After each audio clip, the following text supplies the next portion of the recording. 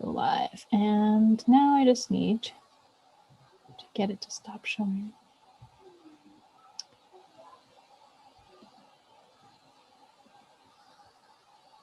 Okay. We are live on YouTube and it's just showing us. Brilliant. So welcome everyone to CornCon Cubed, very first book signing and launch. Oh my God, I can't talk anymore. Okay. Luckily, there's only like 4 people here right now. Our very first book launch for the amazingly talented Amanda Cherry and her new book, The Dragonstone Conspiracy. Thank you so much for joining us tonight, Amanda. We're really excited to have you here. Oh, I'm so excited to be here. Thank you so much for your willingness to host this. What a strange time we're in. Normally you launch a book and you go to a bookstore and you stand in front of a bunch of people, 85% of which are your best friends. And you read a little bit of your book and then there's a little queue and you sign some things and you go out to dinner, and we can't do any of that. So I'm super excited to be able to be here with the CornCon team, connect with readers, connect with nerds from all over the planet, and even do a little virtual book signing. So, very excited. Yeah, that is a part we're really excited about too. We've never tried to do the virtual book signing to get folks into Zoom. So if folks who are watching at home, this is the exciting bit. We're going to get to it. We're going to start with an interview, then we're going to have a Q&A, then we're going to have a reading of the book, then a Q&A from the audience. Not the whole book, I promise. I'm not going to keep you here. Just a delightful excerpt. And then once we've done the reading, we'll move into a Q&A, questions from you all, which you can put into the chat, which you'll see to the right of the video on YouTube. I'll be fielding those and asking them of Amanda, and then she'll answer them. Once that is done, I will post a link to this Zoom chat, and we will welcome you into a little breakout room where you will hang out with approximately 4 other attendees and wait in line until you get a chance to have some one-on-one time with Amanda. We're very excited to test this out. We haven't done it before. There will be a form that you'll need to fill out so that Amanda can have your address to send the personalized book plate that she is signing for you.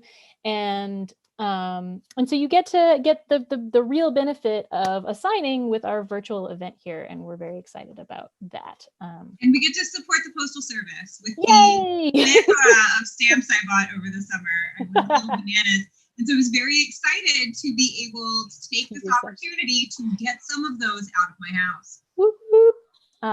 It's truly awesome. Always good to support the post office. I did that thing. Everybody's like, buy stamps, support the Postal Service. Okay. Hopefully now you'll have a really good reason to use a whole bunch of them. Put them on envelopes and send them to you lovely people at home. Yay. So it looks like we have 6 people watching so far. Hey, everyone who's here. So far, we have Lois is here. Hi, Lois. Thank you so much for coming. Chris Beatty's also here. Hey, Chris. Or Beatty? Batty. I know that. Batty. 2 T's. I should have guessed. And welcome everyone who's here. Feel free to say hi. You can drop questions as you think of them, or comments as you think of them. We'll get to them periodically throughout the evening. So we're going to start with the interview and talk about everyone's favorite subject, Amanda Cherry. So Amanda, I sent you questions in advance. Do you want me to just go through them in order? Do you have a preference of where you'd like to start? You can ask me anything. Anything. Go ahead, anything. Here we go. The very first question I have is about your pitching superpower. So actually, I should frame this first for the audience. Amanda's newest book is a Strowlers novel. So it's the Dragonstone Conspiracy, a Strowlers novel, which means it is related to the IP, the intellectual property of Strowlers. But it's an official part of the canon, right? Yes. And the way that sort of thing happens seems like magic to most of us, because honestly, pitching people for IP to me seems like that is the thing that somebody else is able to do and I am not. But so I have often said, because this is not the first time that Amanda has successfully gotten to write IP. And I think I have said that she has a superpower in terms of pitching. And I firmly believe that because she's really, it works for her. I mean, she's an excellent writer, but pitching IP doesn't always go well, even for people who are excellent writers. So I firmly believe this is your superpower. And I would like you to tell us a little bit about it. How did you come by it? How many times have you used it successfully? And what haven't you pitched yet that you would like to pitch? Let's see. I just sort of one day realized I could do this. I studied PR in college, which probably helps. I've had a career as an actor, both in musical theater and in television and film. So I do think I have a bit of an advantage as far as comfortable in front of people and comfortable putting myself out in front of people. I think there's a shade of hesitation that happens with a lot of folks that theater people have to get over really early, or else we're never going to get anywhere. My first book definitely happened because I once told someone I wanted them to make me into a character in one of their stories. And then after she did, I said, I really want to write this character at some point. And I was completely talking about fan fiction. And then she told someone else who invited me to submit to an anthology, which I did because why not? I had literally nothing else to do with my time. And then it was going to be a fun story. Hey, that time I tried to be a professional writer. Isn't that funny? And he bought the story. And after it was published and people liked it and people were responding to the character, I say casually in front of the people who publish such things, you know, she loses her magic powers in this short story. I'd really love to do a novel of her getting them back. And they said, yeah, talk to an outline. We'd publish that. Excuse me. And it was from there that I realized I was good at distilling ideas into chewy, delicious, interesting bites. From there, I pitched an idea to an indie publisher that at a table at Geek Girl Con in like a 6-minute conversation, they're like, oh, what are you writing? And I tell them, and they're like, we would like that, please. Send me, I would like 10,000 words as soon as you can have them to me. That publisher sadly did not survive COVID. They have since gone out of business. I am now reworking that, and my agent is excited to see it when I'm finished with it. I have successfully pitched online outlets. I just wrote for bucket list website StarTrek.com because I was able to come up with the right nugget of, hey, I shipped this really hard, and I think you should let me write it for Valentine's Day. For the editor to find that interesting and let me do it and paid me an amount with zeros in it. That happened. And this book happened because I went to see Strowlers on screen in a movie theater and I needed more of it injected directly into my veins, and I could not shake the image of Pepper Jones punching a Nazi. Yes. And luckily, I'm friends with Lisa Coronado, who plays Pepper Jones in the Strowlers films. We've taken acting classes together, and I adore her. And I messaged her. I was like, I want to write a book about Pepper punching a Nazi. And she's like, please. At which point, she was sort of willing to make the proper introductions so that once I had a solid pitch, right, I had the right email address. And honestly, one night I drank a little more wine than perhaps a person ought to when I saw that the CEO of Zombie Orpheus Entertainment was going to be in Seattle. And I emailed him. I was like, hey, I would like to buy you dinner and pitch you something. And they answered me and they said yes. At which point I immediately messaged Lisa, you have to come to this dinner. And it all worked out. I had a quick pitch and then I had the full outline so that if they had questions as far as where the story was going to go, I was ready for those questions. And Ben read it and they looked at me and went, well, I'm not going to say no. And that was how this book happened. So there you go. I am good at digesting and distilling ideas into something that makes the other person say, tell me more. We should set up a workshop on that for CornCon. We should. That would be great. And also, could you please help me rewrite my blurbs? Always. I really kind of desperately need that. But that's a conversation for another time. So let's move on to the next question that is not about you fixing my book selling abilities, but instead it's about your books. So you have pitched multiple IPs at this point, and it's I think safe to say that it is not the same as writing your own thing completely. So let's talk about the challenges of it, and we'll also talk about the advantages of it. But first, let's the next question is what is the biggest challenge of writing IP?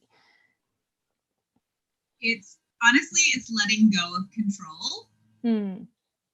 You have your outline approved, and that's your story, and that's what you get to write, and you get to spend this time with these characters, but you don't own them. Right. And other people are going to take your beloveds that you created, your darlings, and run with them. I already know of at least one character that I created for the Dragonstone Conspiracy who is probably going to show up in a film. Cool. That I am not writing.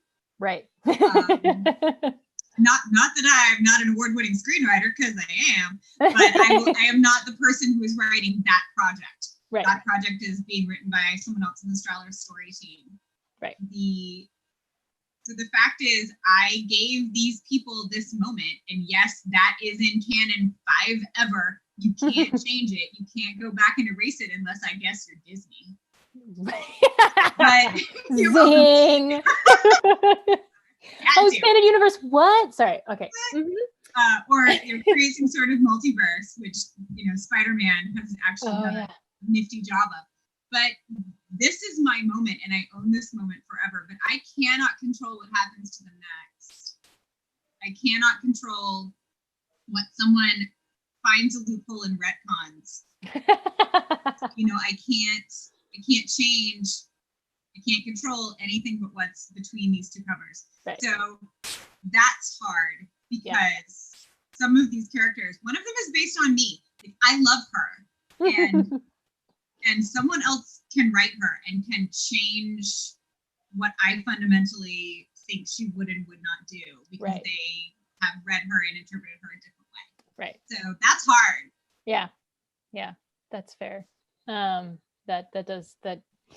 Oh, I'm picturing like my characters in someone else's hands. I'm like, it's terrifying.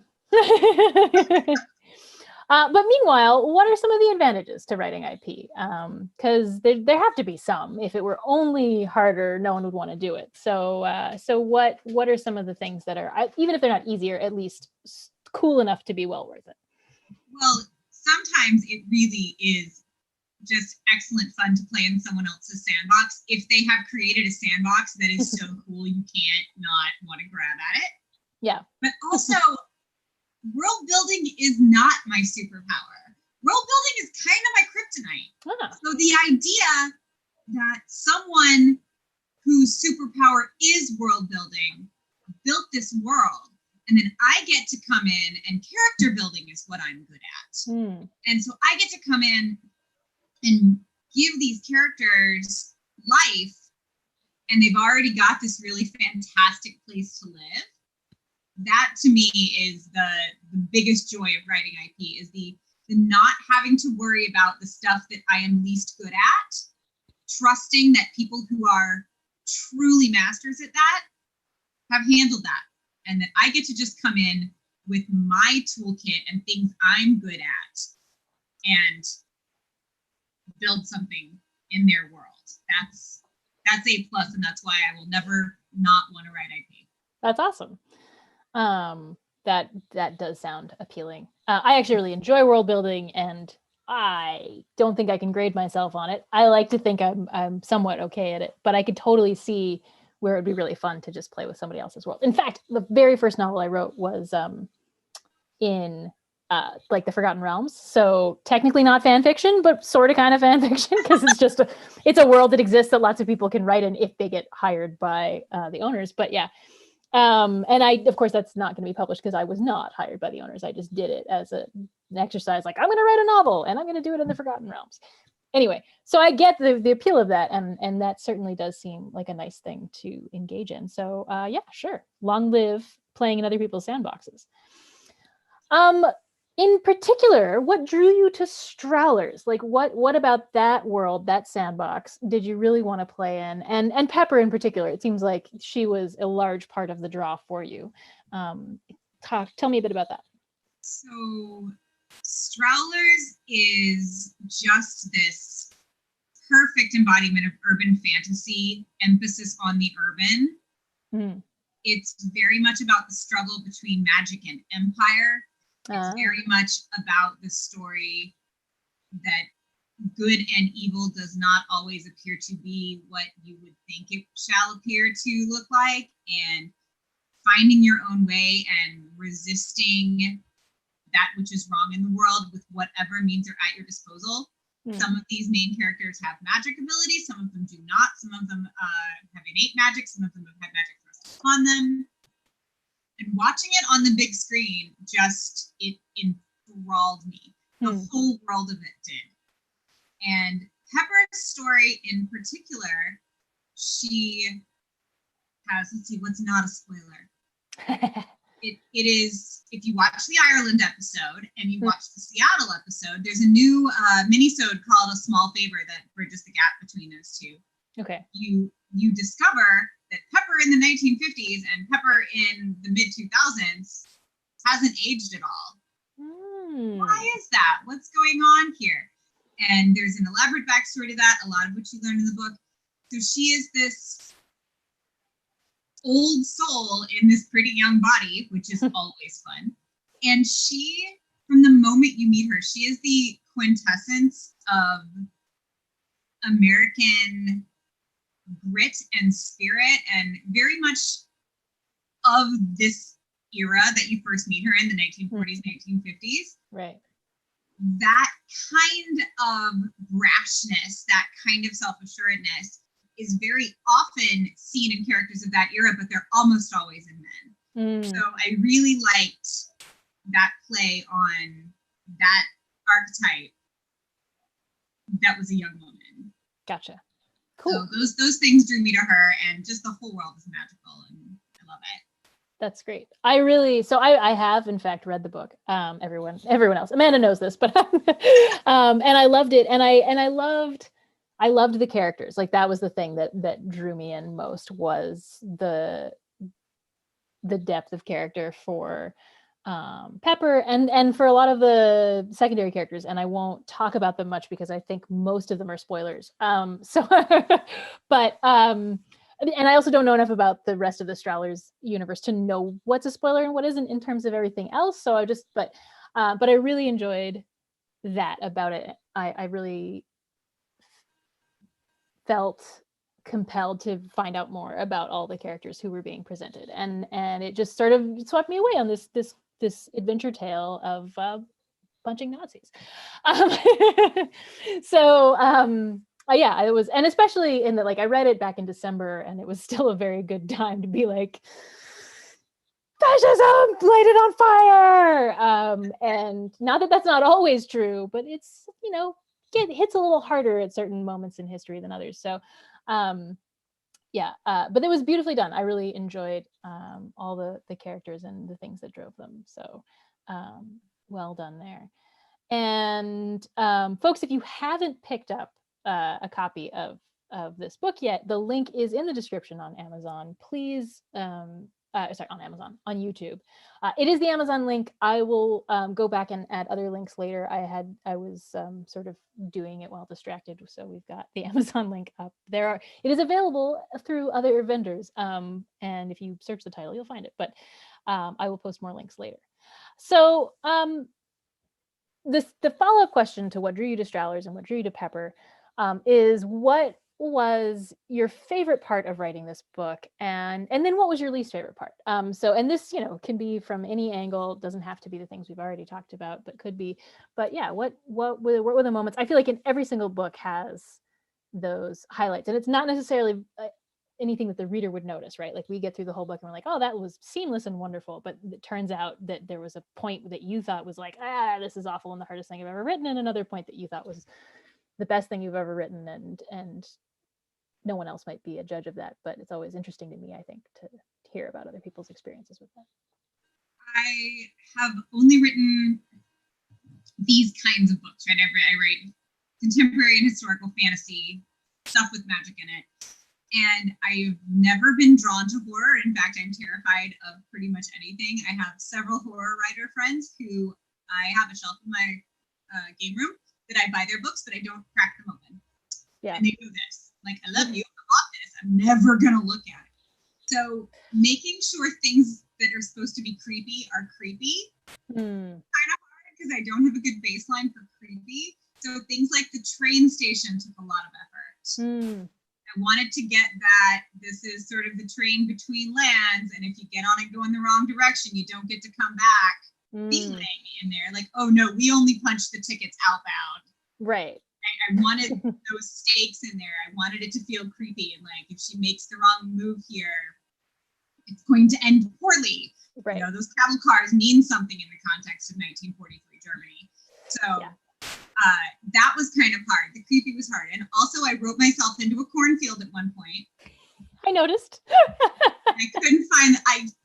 also couldn't find the way out of the cornfield. It took me days. I'm such a pantser. Like, I knew she had to get off the train into the woods, and I was like, how am I going to get her there? I don't know. The outline says she gets off the train, she goes to the woods. Great. I didn't want it to be that easy. That was too easy. So me as a pantser, as also an avid tabletop roleplay gamer, okay, if I was the DM in this situation, what am I going to do with the party? Right. And I wrote myself into a cornfield, and I couldn't figure out how to get out. That took days of figuring out how to make that what strange magic is going to cure the cornfield. Right. The other thing is I did have to do a really massive rewrite.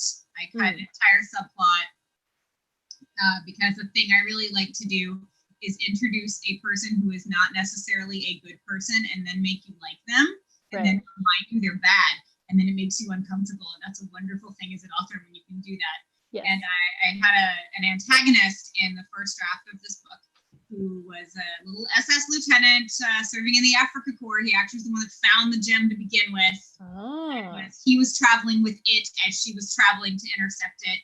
And he needed to go. I could not have a likable Nazi in this book. But he was precious, and you wanted to pat him on the head a lot. And it was wrong for this book. It was wrong for this time in history. I could not have a likable Nazi in this book. But pulling Hans and every thread that Hans touched out of the book was that was a chore. That was several rewrites worth of. Well, why is she cold here all of a sudden? Oh, that's because Hans was cold. Hold on. that was a challenge, but he is gone, and he was in fact replaced by Horton and Cav. And they're adorable and also fighting on the right side of the war. So I think it worked out for the best in the end. Gotcha. Okay. Okay. There you go. They are adorable. That was kind of that was a hilarious pairing. So then my follow-up question, I think, dovetails with a couple of things we've already talked about rather nicely, which is, was it particularly satisfying to write an MC fighting actual Nazis in the 2020 hellscape? Oh, yeah. For sure. I am strangely an expert on the Third Reich. It was an accidental minor in college. So I know a lot about them. And that's one of the things that immediately struck me watching Strowlers, was that the way I could fit Nazi occultism into this world as an enemy was so, for me, with my background in the study of history, it was right there. Right. I couldn't miss that. It was a clue by four. Hey, this is what you should be doing. Right. So knowing it intimately actually made it that much more juicy and chewy and fun to write. Rudolf von Sabotendorf is a real person. Right. Finding the hole in history in which this is a tiny spoiler, y'all. Cover your ears if you don't like tiny spoilers.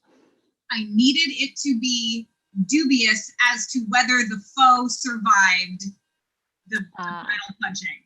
Right. And the person in the Nazi hierarchy who would have conducted such a rite is and always would have been Heinrich Himmler. But Heinrich Himmler was verifiably alive at the end of the war, so it couldn't be him. So I had to find a hole in history in which something important enough had happened, and if you want to Google the date, you should, because it's cool, and it's a history lesson I'm not going to sit here and teach, but you should know about it. That Easter egg.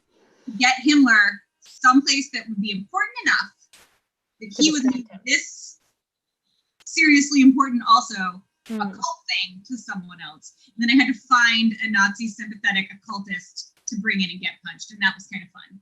Awesome. Amazing. Okay, so you can uncover your ears if you were worried about the spoiler. So now that sounds delightful. Honestly, part of me wishes I could have written about punching Nazis last year. It's really satisfying. Catharsis. Instead, I wrote other things that I also found satisfying for various reasons, but I totally I think I would have really enjoyed that. So good on you for actually making that happen. Okay, so we've talked a fair bit about Pepper and about Strowlers and about this book in particular and IP. But now we're going to shift gears a little bit as QuaranCon interviews generally do, and we're going to get into first we're going to just branch just away from this book, and then we're going to branch more into just randomness about Amanda, because I always like to do things like that. But the next question is, do you have any plans to write non-IP adjacent worlds at some point in the future? Indeed. The book I mentioned earlier that I elevator pitched to Geek Girl Con and it was about to get bought before a publisher went under. It's undergoing its gazillionth rewrite. It started as a NaNoWriMo project, so as you know, it needed at least 2 before it ever started. It has changed from third person to first person. It has changed from hard sci-fi to space opera. Now it's in its final form, which is Dieselpunk. There are airships, but they're gas powered. It's kind of fun. Oh, the airship story! Yay!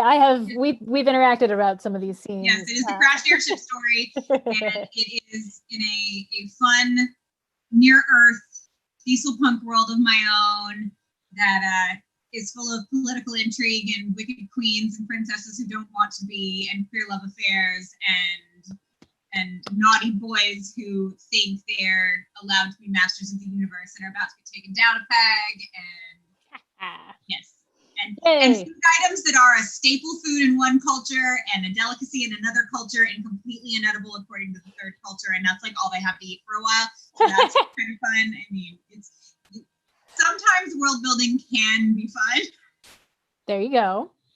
You just got to find the kind of world building you enjoy. Yes, so that's got about 60,000 words in it at the moment. It'll probably top out 75 to 85, just depending on how prolific I get when it comes to the pew pew parts that are still to be written, because me and pew pew are not always friends. And then I will ship that off to my agent, and that may be a standalone. It may turn out to be a series. I have 3 books in my head if someone cares to buy all 3 of them. So, for those who are listening and have the power to buy trilogies, you never know who's going to watch this later or who's watching now. It's not like we can see the people who are sitting there. So noted. Well, that's exciting. Yay. And then now we're going to move completely away from books for a bit and talk about just stuff that you like. Everybody involved in Geek Girl Con is a nerd of some kind, and many of us are nerds of many kinds. We embrace, I just said Geek Girl Con and I meant QuaranCon, but Girl Con, so I get it.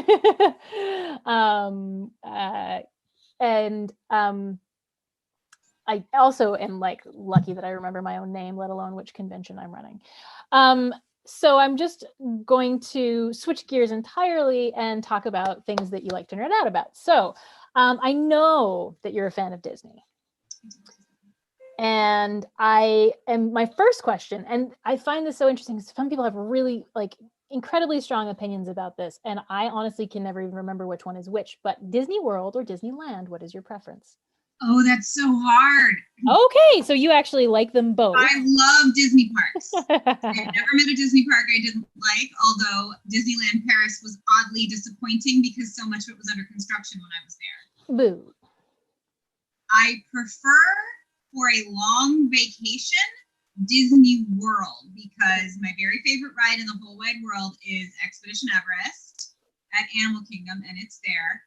And there, at least before the world went to the Walt Disney World system of Fast Pass Plus and advanced reservations and extra magic hours for resort guests, all of those things I liked them. I liked that I could get to Animal Kingdom at 7 a.m. and it opens at 7:30 just for a few people. So maybe you can get on Everest 4 or 5 times before the rest of the park opens. Oh. And then it closes at 8, but that's no big deal because Magic Kingdom is open till midnight. And so you can just go and go and go. You got a system.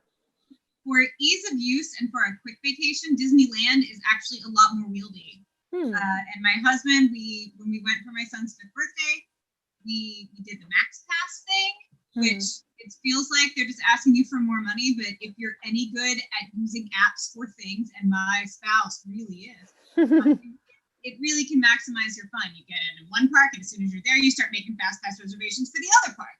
Okay. So then as soon as the other park opens, you park hop and you go over there and you do that. And then, so we had a really great time in Disneyland, and I think it's a lot less stressful a trip.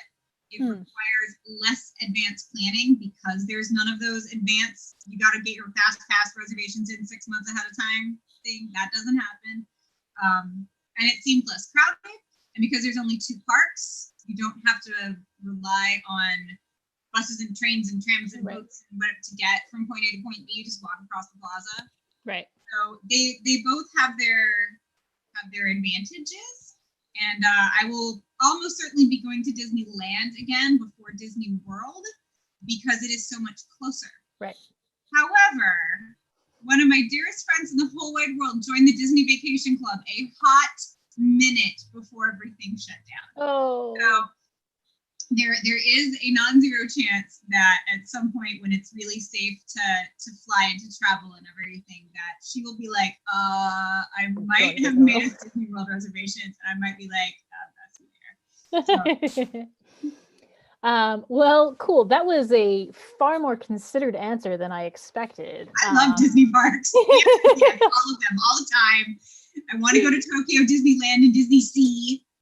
Like, I've heard great things about all of them. I honestly haven't been to a Disney anything since I was a child myself. And I'm just not a fan of big parks like that anymore because I'm not, like, crowds and I are not a thing that work well together. So I hate crowds, but I love roller coasters enough. I do also love roller coasters. Yeah, it's a sort of a, but yeah. Like the extra magic hours and the magic mornings and whatever, because it's so many so few people.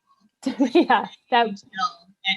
I am only a morning person at Disney parks. But at 8 a.m. and there's no one in the queue, yes, please.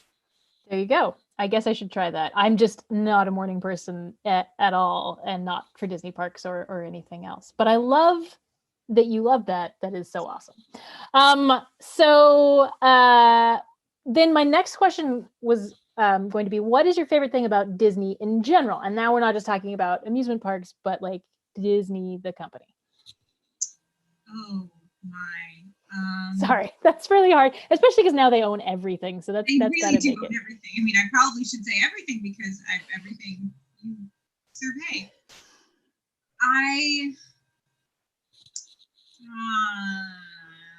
Sorry, you don't have to. Okay, favorite is obviously not a reasonable. I honestly hate favorite questions because who has a favorite anything? Like, do this just one about Disney? Top three things that you loved. I love that they were really huge pioneers of animation technology and filmmaking technology. Yeah. Now, especially, now they own Lucasfilm, so that like doubles down on all of the things that company owns that would not exist were it not for people paid by those companies to be creative and innovative. I think every new form of storytelling and every new storytelling tool has value because stories have value. Right. And I love that Disney is willing to throw money and people and technology at innovative ways of telling stories, whether that is through an amusement park ride or a digitally animated film or a live action series or something like Roger Rabbit or Pete's Dragon, which are two of my favorite Disney films of all time, which are hybrid animation and live action films. So I think my actual favorite thing about Disney is their contribution to the art of storytelling. That's fair. That's a really cool answer. This is why I'm glad that I ask people questions and don't like assume answers because I was like, well, I'll ask her and I don't know, maybe she'll like tell me her favorite Disney movie or her favorite Disney IP. Huh? Pete's Dragon is my favorite Disney movie. Okay, fair. Yes. But that whole answer about just like the contribution to storytelling is like, that's very solid. I like that. Okay. Moving away from Disney, from writing, from not entertainment, because this is a form of entertainment for you at least, but sailing. Let's talk sailing. What is your favorite thing about sailing, or what's something you love about sailing? Where's a place that you love to go sailing, and how did you get into sailing? I mean, at this point, I just want to leave my slip at the marina. We're doing some pretty major maintenance right now, so the boat is stuck in her slip for at least a little while longer. I grew up in Florida on the water. I am a boat person. I understand there are people in the world who are not boat people, and I don't rock that. I know there are people who are like, no, I don't like boats. I don't like being on the water. I get seasick. I don't like the movement. I don't understand those people, but I respect them. So I have always wanted to own my own boat. Always. Anytime there was an activity on a vacation where you could choose to go on a boat, that would be the choice I would make.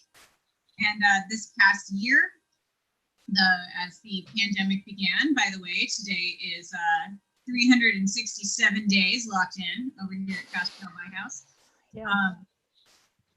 As we canceled our big vacation that I had been planning for over a year. And then I canceled my convention trips one by one. As the weather was getting warmer, I'm like, I'm not gonna be okay stuck in the house. So I convinced my precious spouse that we should dedicate our year's vacation budget and let me buy a boat. And he was like, and so he agreed to let me look at boats. Very good. But he knows me well enough to know that if I'm looking at boats, you're buying a boat. I eventually was only looking at power boats because that's what I grew up around and mostly understood how to operate. But I remembered that he had learned sailing as a Boy Scout. It was on tiny little skiffs that would capsize because they were like little daggerboard boats. But I realized you can flip back over by getting on one side and pulling really hard, and then they right themselves. Yes, this is true. But the what I bought, this boat will not tip over. There's a whole song about it. There's a whole song about it. But I started looking, and I realized that maybe as I was looking at things, I saw that sailboats you could get a lot more bang for your buck as far as size of your boat. And if I really wanted it to be a vacation destination for 3 humans and a small dog, right, a little more size might be useful. So I asked, I was like, honey, you would be open to a sailboat? And he's like, yeah. And and we found our girl, and the moment I stepped aboard, I'm like, this is my boat. It was one of those moments where like the light came in and the angel sang, and I'm like, this is my boat. And that was May, and we took her out for a sea trial and sailing lesson because I had never operated a sailboat in my life. I'd been on them on other people's boats. And we had one sailing lesson and a sea trial and a survey, and I'm like, I need the boat. I need the boat. And so July the 3rd, we took possession of our boat, and I love her. And what's her name? So right now her name is Soul Catcher, but it's not going to stay that. She is a 1973 Ranger 29, and we found her. She'd been donated to a charity, is how we found and came to buy her. And she was tied to the museum's dock. And I say that we rescued her, which makes her a rescue ranger. So her name is going to be Gadget. That's amazing. And we bought some original art from the creator of Rescue Rangers and gotten license to put it on a decal and put it on the transom of the boat. So you see a sailboat with Gadget Hack Wrench and the word Gadget on the back. By the end of the summer, that's me. And I'm a boat person. I love to be on the water. So anytime, literally anytime I can be on the boat, whether it's just me on the slip with a scrub brush or out. And I really am learning to sail. And I got a crab pot for Christmas. So over the summer, we're going to go out into salt water. We're going to go out through the locks and go out in the salt water. And I'm going to catch some crab. And I'm going to cook it.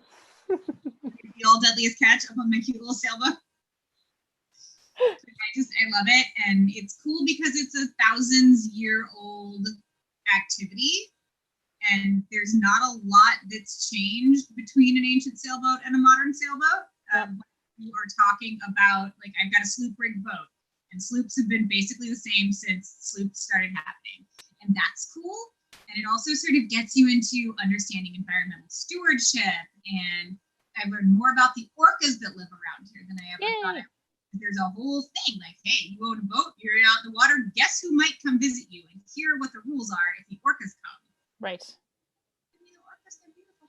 So there's a lot that goes with it. And teaching my kid that stuff has also been really cool. So yes, I almost did this interview from the boat. Like that would have been pretty sweet. I worry that the connection might have dropped at some point, but Marina Wi-Fi is not stellar.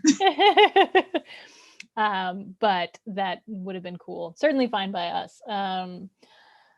That is super awesome. I'm wicked jealous of you owning a boat. For the longest time, my plan after graduating college was to finish getting enough hours for my captain's license and moving to the Virgin Islands and just captaining a boat for one of those rental companies and just making money sailing rich people around. And the cool thing about those setups is that they usually also put a professional chef on board as well. So you have your captain and you have your chef, and then the smaller companies, the captain is the chef. That would not have worked well with me, but but for some larger companies, they put two people on, so that's it. And I would have loved to eat food cooked by a professional chef and then sailing people around. But I never finished my hours because once I graduated, I was like, oh, maybe I could actually just use my degree, and so I did that instead. But it was always in my mind, all through my 20s, really. It was just like, maybe this is my backup plan. But my husband does not like boats in particular. So the next time you're here without him, we'll take her out. Oh, he would go on a boat, but he just doesn't want to live on a boat. He doesn't want to circumnavigate the globe on a sailing boat, which is something that I would love to do. We have very different enjoyment levels. I'm far more daring than he is. I'm like, we should do X. And he's like, maybe we should do something that's like 1 inch toward X to prove that we can do that much. And then maybe I am very daring and he is very cautious, and we probably balance each other quite nicely. That's reasonable. It's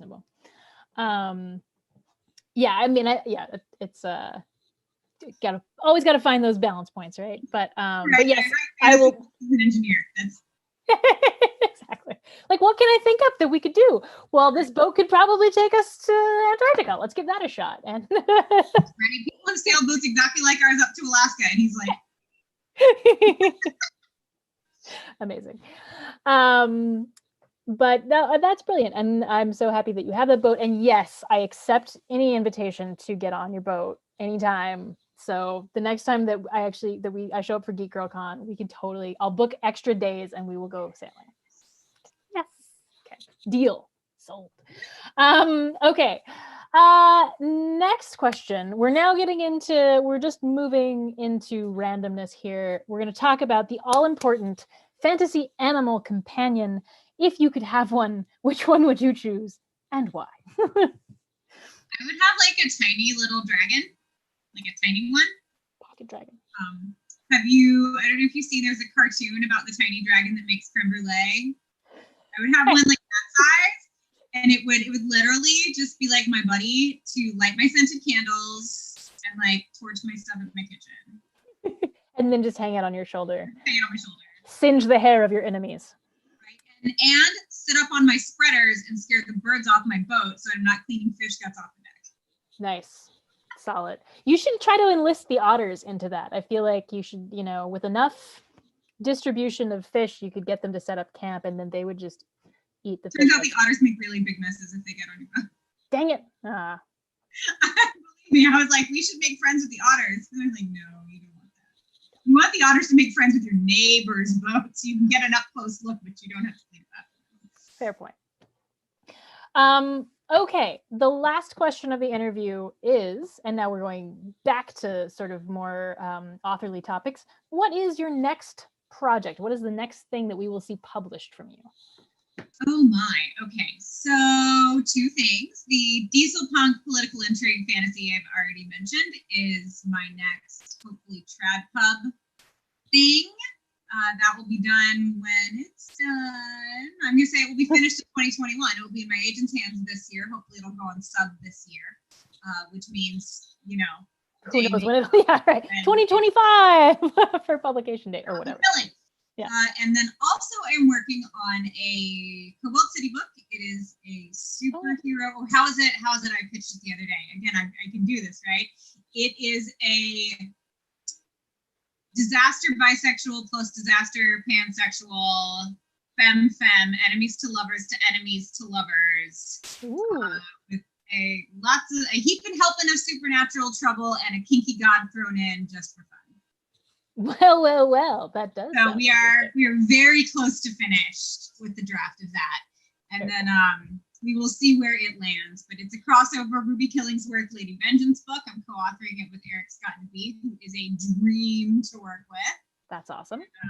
Yeah, it's been a lot of fun. And these two, if ever 2 wicked women deserved each other, it's these 2, and it's been just a whole lot of fun playing. Yay! I'm excited to read more Ruby. I enjoyed her debut. Yeah, she's in rare form in this book too. Excellent. Well, that sounds fantastic. Excellent. So everyone should check those things out. But don't go anywhere, people, because the next thing that we're doing is we are going to listen to Amanda read from the actual novel that is being launched, The Dragonstone Conspiracy, a Strowlers novel. So everyone gather round, get your hot beverage or whatever kind of beverage you've got, and let's listen. I'm gonna, mute myself and disappear from visual. I'll still be hanging around if you need me, Amanda. And then once the reading is over, I will come back and we will field questions from the audience. So those are the 2 things happening next. So Amanda, I leave it entirely in your capable hands. Okay.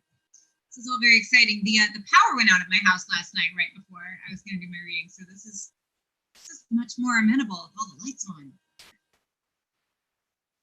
Pepper turned off the main street and parked her bicycle in the usual spot in a narrow alley. She'd made a habit of parking in the alley because it kept her bicycle out of the flow of traffic, and because it forced her to walk past the flower shop, both coming and going. That meant double the chances to run into Shawn Michael. Pepper walked briskly back toward the main street, but cut her speed more than in half as she rounded the corner. She meandered past the florist shop, looking absently at the few blooms and green plants on stands outside the window.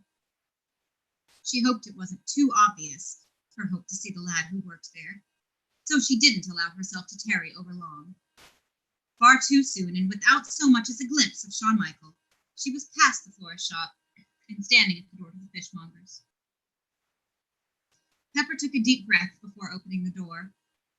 She'd braced herself, as always, to deal with the smell of fish. It was an unpleasant change after the sweet aromas of the flowers next door. Pepper's nose wrinkled out of sheer habit, but she realized almost instantly today there was no odor at all. And it wasn't just that the smell of fish was missing. The aromas of salt and disinfectant, of metal polish, sealing wax, and vinegar, all of them were entirely absent. There was no smell at all in this place. Pepper found that odd. The oddness compounded itself when Pepper spotted a stranger behind the counter. The Burns had occasionally hired local fellows to help in the shop, but they'd always been lads Pepper had recognized from town. But this man wasn't from town. She'd been in Ardara long enough to know its faces, and this one was new. The stranger was tall and gangly, with biceps that bulged beneath his dingy gray linen shirt. A linen shirt seemed a peculiar choice for working behind a fish counter, but that was hardly the most curious thing about his presence. "Good morning to ya," the stranger greeted in an accent Pepper couldn't quite place. "I've your order all prepped and ready." The stranger turned his back then and set to work on something Pepper couldn't see. "Hi," Pepper said back. "Good morning. It's nice to meet you, but I'm afraid you have me mistaken for someone else." "No," the man replied, not so much as bothering to turn around and face her. "No mistake." "But I didn't order." Pepper's protestation was stopped short when the man turned around, bringing with him a large parcel wrapped in brown paper and tied with string. It was long and narrow and reminded Pepper of the parcels of whole salmon her mother had sometimes brought home when she was a child. Seeing as she was in a fish market, Pepper figured that could be precisely what the paper parcel contained. She frowned squarely at it. "Here you are," the fellow said, placing the parcel on the counter in front of him. Pepper shook her head and took a step back. "That's not my order." "It is. It's yours. Take it." "No," Pepper argued. "That is an enormous fish, and I don't know how many times I need to tell you that I didn't order it. It would take me all week to eat a fish that size, and even if I was interested in eating the same fish every day for a week, I'm really not interested in paying for a giant fish I didn't order.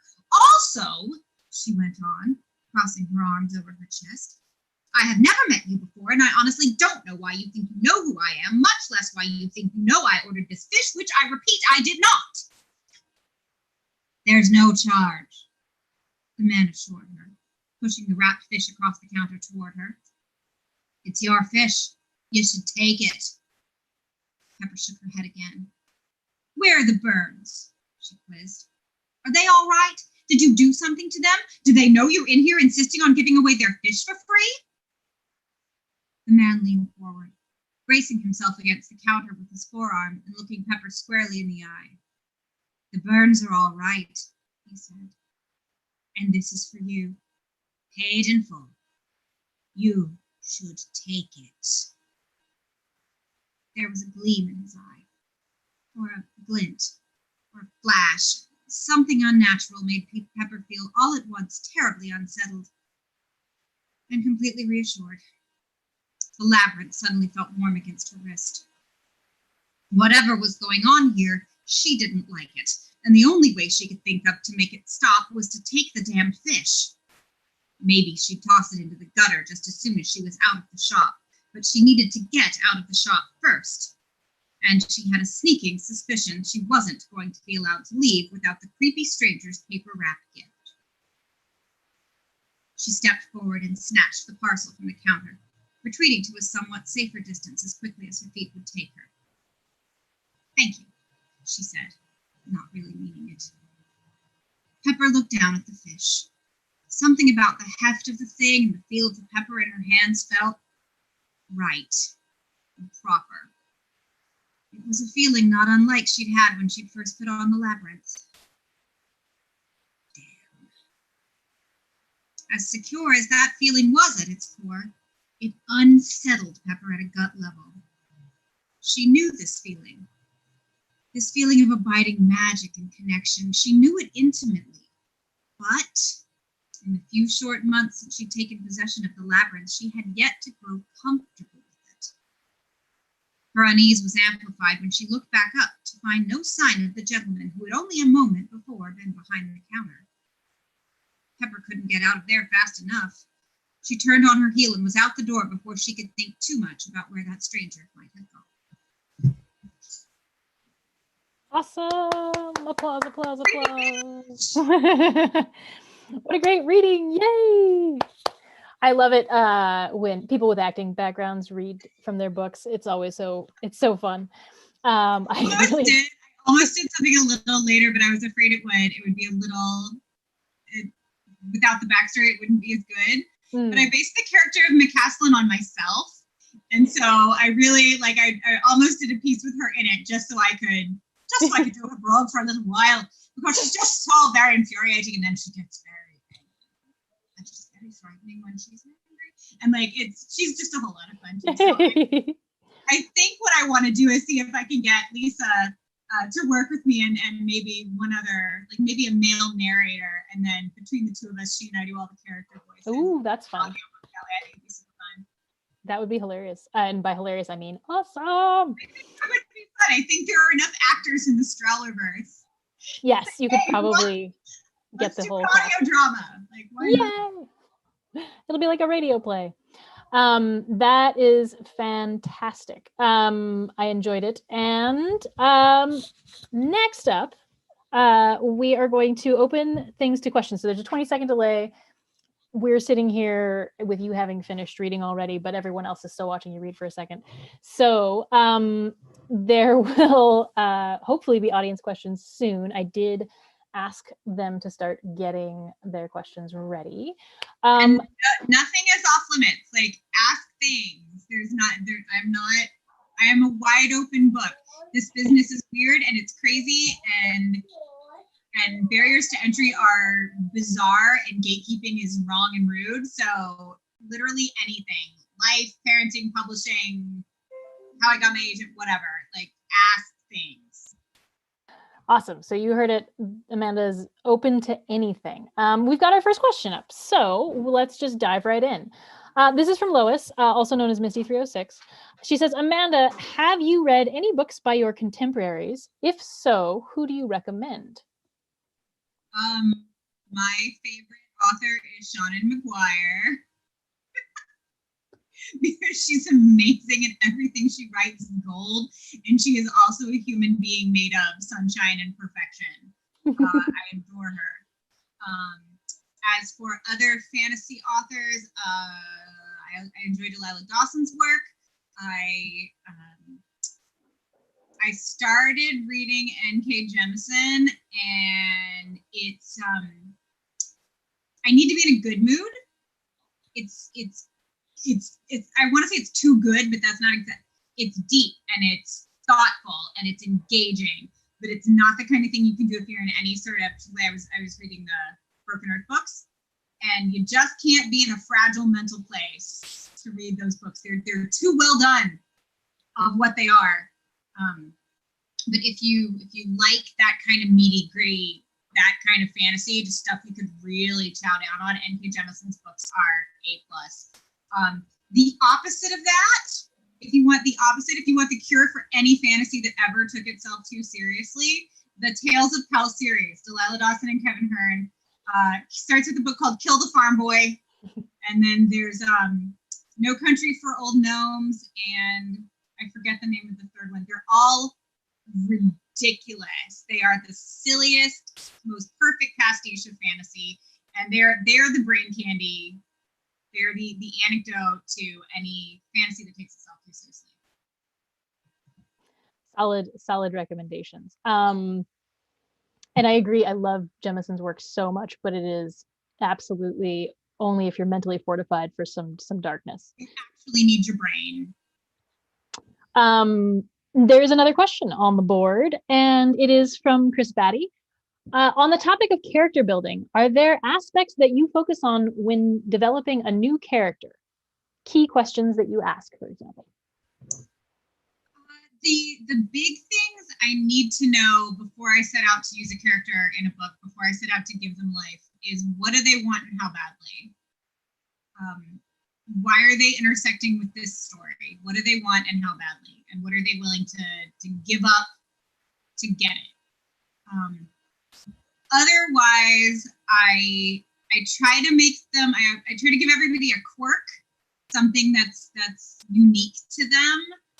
And maybe that's that they don't iron their clothes, or maybe that's that they starch their underwear, or maybe that's that they don't know how to drive, or whatever it is. I do try to give everyone something a little strange and bizarre.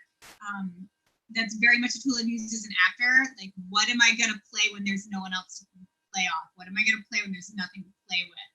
Maybe I'm gonna play this bracelet I'm wearing that the audience doesn't know anything about, but that I have decided, let it be true, that this bracelet was my great-great-grandmother's, and she told me I would be cursed if I ever took it off.